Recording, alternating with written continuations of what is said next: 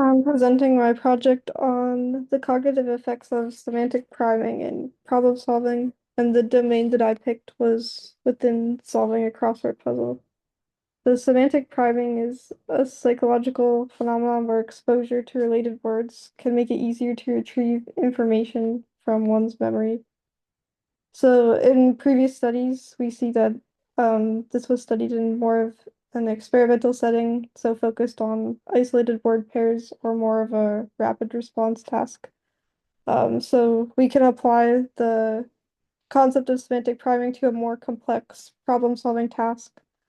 So in the experiment design, I used two groups. There's a primed group and a control group, and all participants completed the same puzzle that they were given. But the difference is the primed group was given a short paragraph that had words that were related to some of the puzzle's answers. And the control group was given a paragraph of similar length and complexity, but it was just of unrelated content. So we had 50 participants, 25 were in each group, and the variables that we measured were how long it took to finish, how many answers that they got correct, and then how difficult they rated it. So I just gave them a survey with a 5-point Likert scale.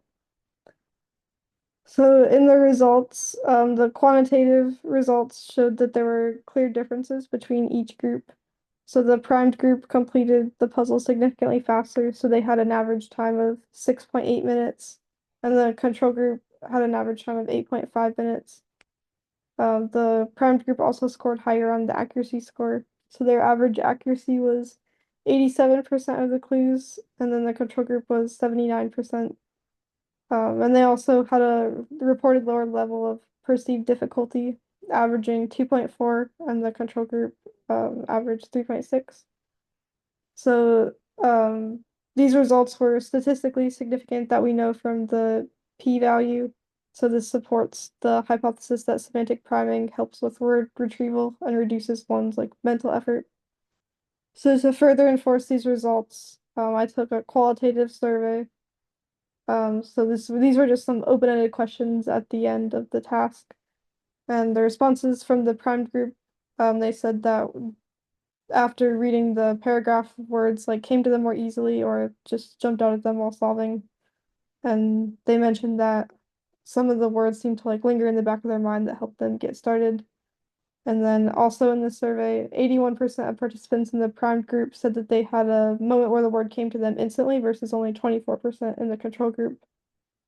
So to conclude, we know that semantic priming can improve performance on a language-based problem-solving task, and it also reduces the cognitive load, making the task feel easier.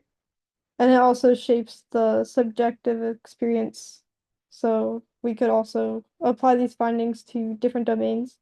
So for example, in the field of education, we can use this to improve vocabulary learning or reading comprehension.